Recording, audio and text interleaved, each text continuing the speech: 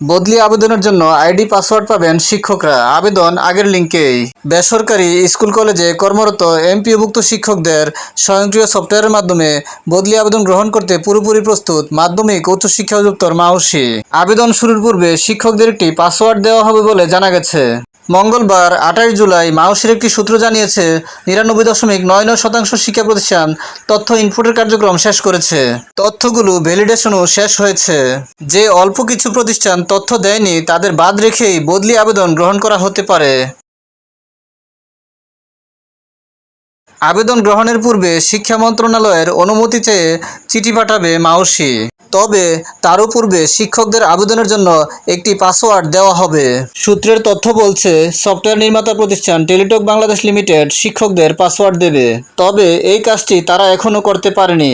এজন্য মূলত সকল কার্যক্রম ঝুলে রয়েছে। শিক্ষকরা পাসওয়ার্ড পেলে শিক্ষা মন্ত্রণালয়ের অনুমোদন চেয়ে চিঠি পাঠানো হবে। নাম অপ্রকাশিত রাখার শর্তে মাউসির এক কর্মকর্তা বলেন, শিক্ষকরা নতুন করে পাসওয়ার্ড পাবেন। পূর্বে যে লিঙ্ক দেওয়া হয়েছিল ওই লিঙ্কের মাধ্যমে পাসওয়ার্ড দিয়ে লগ ইন করে আবেদন করতে হবে।